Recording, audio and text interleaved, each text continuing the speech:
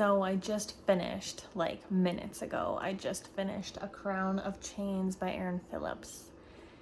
And I have thoughts, and I just wanted to kind of talk through my thoughts here and see what kind of thoughts come out. And I feel like I just need to discuss it. Oh boy, so this book. First off, I will say that it is in first person present tense, which I don't like. I can get away with first person, like there are some first person books that I absolutely love, but I couldn't read them with my eyes. And I absolutely hate present tense. I don't know why stories are told in present tense. But anyway, this one is told in first person present tense. And I read the whole thing with my eyes in a few days. It is such an easy read in that way. I was very, very shocked that I was able to read it with my eyes, you guys. This is such a big deal. Like, this has only happened a couple of times in my adult life that I could read a first person book. So it is a Esther retelling, Esther from the Bible. I would say the first majority of the book is only like loosely based on the Esther story. The last part of the book is very similar to the ending of the Esther story. Our girl, Roxana. So this is a fantasy world. So we have like satyrs and mermaids, and she's a fairy, and giants, and all things like that, and humans. And Roxana, among other women in the community, have been forced to become the king's, what are they called?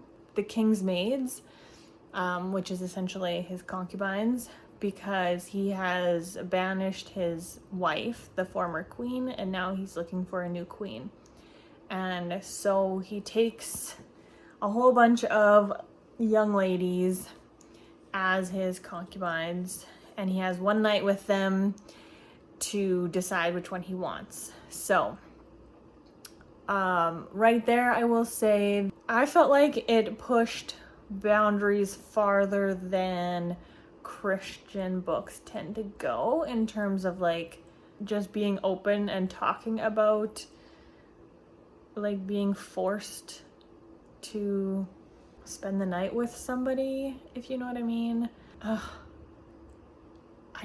Okay, oh man, what do I say about this? Okay, my hands were getting tired of holding the phone, so anyway, so many thoughts. So I guess this will be spoilery because I don't really know how to talk to you guys about it without spoilers. Roxana, she's a fairy. However, she was born with a defect, as the fairies refer to it, because she was not born with wings, and all fairies are born with wings, but she wasn't. So they call it a birth defect. However, very few fairies, very special fairies, rare ones, have additional abilities, I guess, and she happens to have the ability. So she's special among fairies, but also doesn't have wings, so the other fairies don't really like tend to consider her one of them. So anyway, her ability is that she can read thoughts. It was a little bit confusing, the whole ability thing, because for the most part, it seemed like she had to look in the eyes of somebody to read their thoughts, and it had to be like a current thought that they were having, like in the moment. Like she couldn't read their thoughts from yesterday or anything. But she had to be able to look into their eyes. But then in some instances, it felt like she didn't need to necessarily look into their eyes. And then also there was like some kind of color thing that they like never really talked about. They just kind of brought it up here and there, assuming the reader knew what they were talking about. And I was like, I don't know what's happening with this.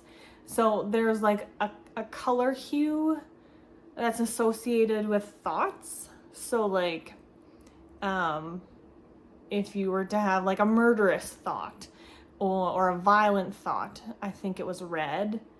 If you had like a lustful thought after someone, I forget what color it was, or like an honest thought was, I forget what color, like being honest or innocent. Anyway, so I was hoping that there was a glossary or something in the back that would say the colors mean these different things, but there wasn't. And so you just kind of had to just go with it. So that part was a little bit confusing. But so her uncle had raised her, and her uncle told her never to tell anybody that she had the ability to read their thoughts, because that would be used against her and it would be used to abuse her. And so she wasn't supposed to tell anybody that she could actually read their thoughts.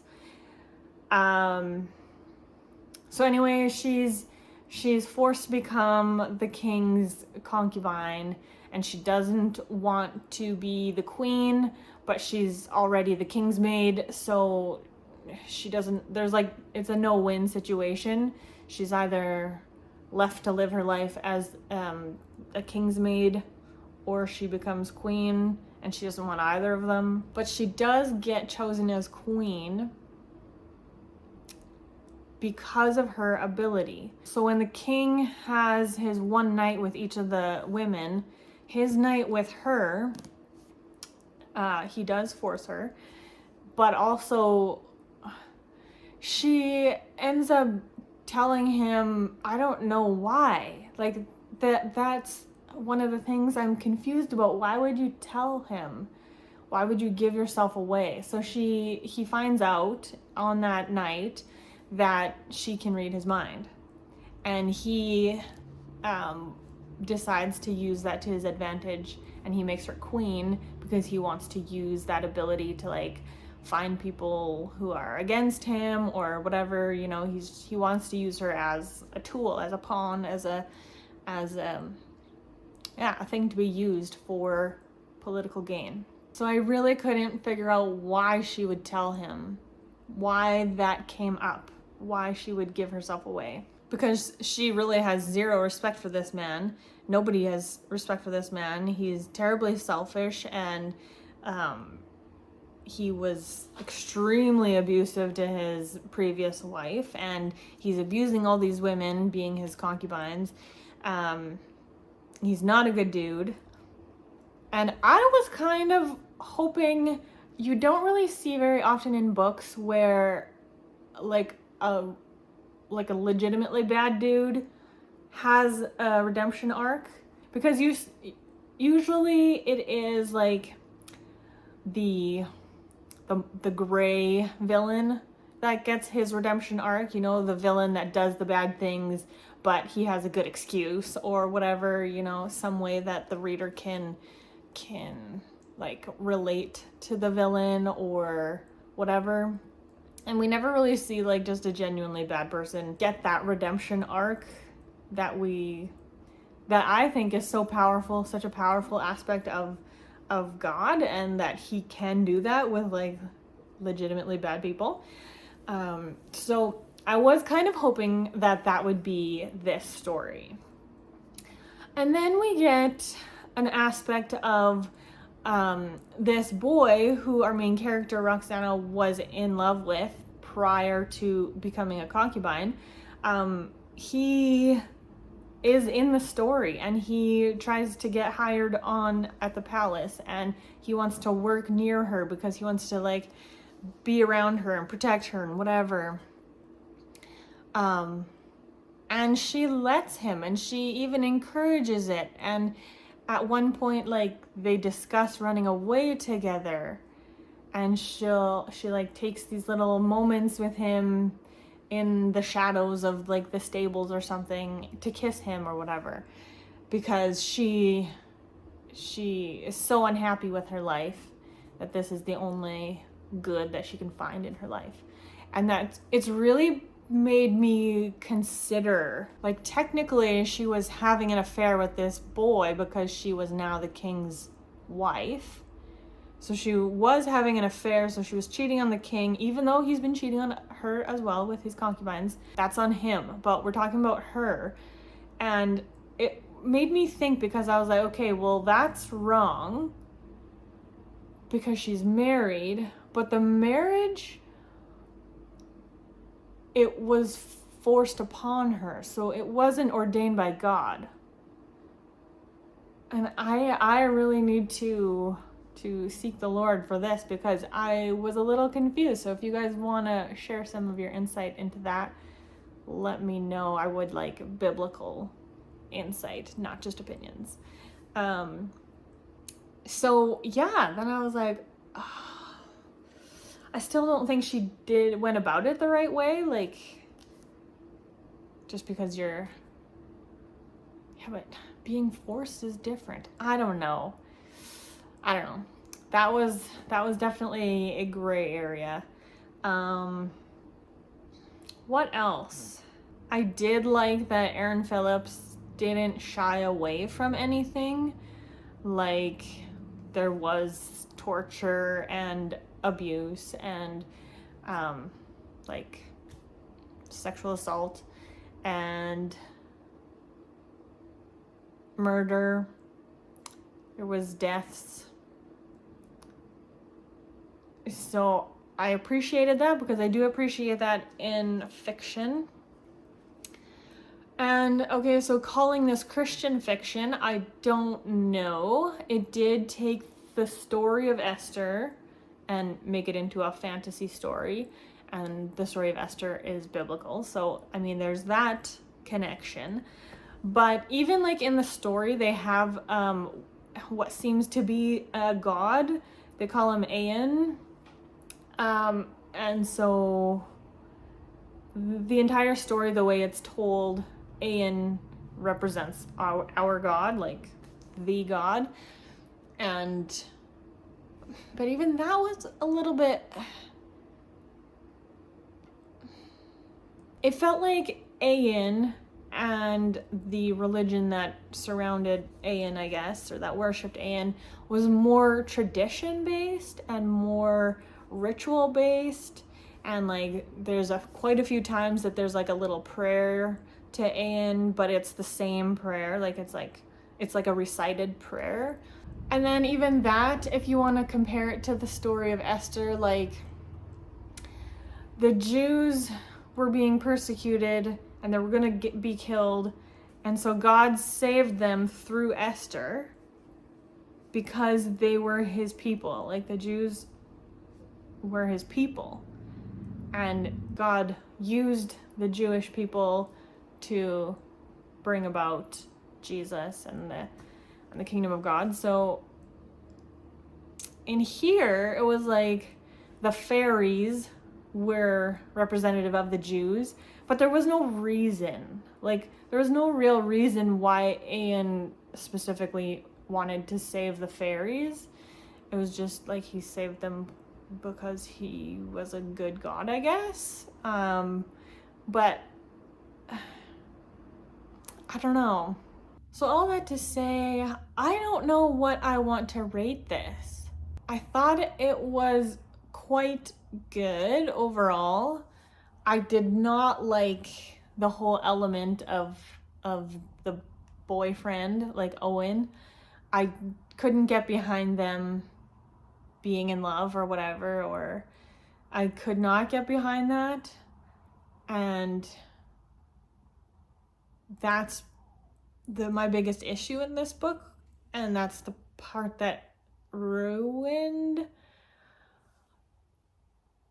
I really wanted, at the beginning, I was like, I feel like this might be a 5-star book because I'm like breezing through this and this is like pretty good. But I can't give it 5 stars for that reason, because I don't know where I land with that. I definitely didn't like the two of them together. I wasn't rooting for them. I was honestly hoping that Roxana and the king, like I said, that he would have some kind of redemption arc and that they could find a happiness together. but I don't think you could call it a Christian fiction.